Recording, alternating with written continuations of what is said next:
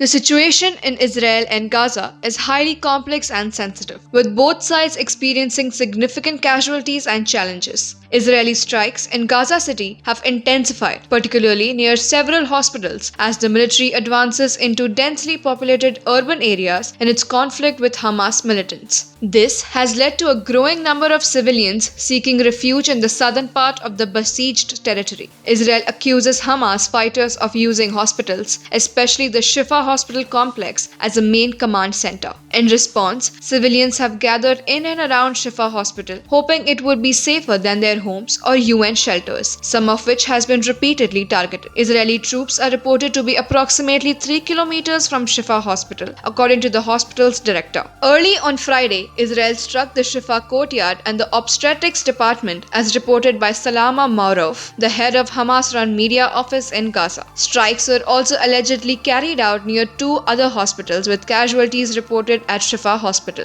The focus of Israel's campaign is on Gaza's largest city, following a deadly surprise incursion by Hamas on October 7th. The Gaza Health Ministry reports over 10,800 Palestinians killed since the hostilities began, without differentiating between civilian and militant deaths. An additional 2,650 people are reported missing, possibly trapped or dead under the rubble. Though there are challenges to accuracy of these figures, Assistant Secretary of State Barbara Leaf noted that the possibility that the actual numbers may be even higher. In Israel, more than 1,400 people have been killed, mainly in the initial Hamas attack, with over 30 Israeli soldiers killed in Gaza since the ground offensive started. The Israeli military claims to have killed 19 Hamas militants overnight, including commanders involved in the October 7th attack. They also reported the destruction of a shipping container holding about 20 rocket launchers. To facilitate the evacuation of civilians, the Israeli military has allocated several hours a day for civilians to flee from the combat zone in northern Gaza to the south.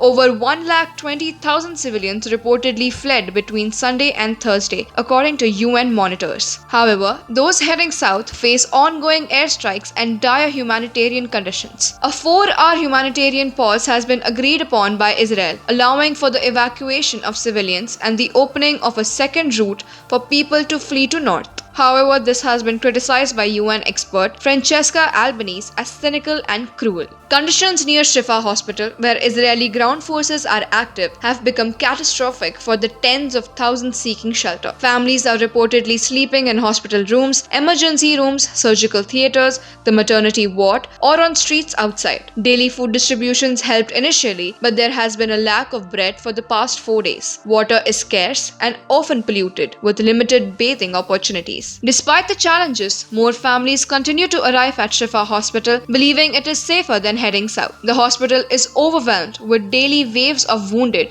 from airstrikes, and essential medical supplies are running low. Electricity has been shut off in many wards. The UN delivered 2 truckloads of supplies on Wednesday night, but they are expected to last only a few hours. Aid deliveries from Egypt into Gaza have averaged 100 trucks per day, according to the US humanitarian envoy David Satterfield. But relief workers argue that this falls far short of the actual needs. More than 2/3 of Gaza's population, totaling 2.3 million, have fled their homes since the beginning of the conflict. Israel orders have urged hundreds of thousands to flee to the southern part of the enclave. On Wednesday, 50,000 people reportedly fled south of Gaza's main highway, with similar-sized crowds observed on Thursday. Amid these developments, Palestinian militants continue to fire rockets into Israel, leading to the evacuation of around 250,000 Israelis from communities near Gaza and along the northern border with Lebanon, where clashes between Israeli forces and Hezbollah militants have occurred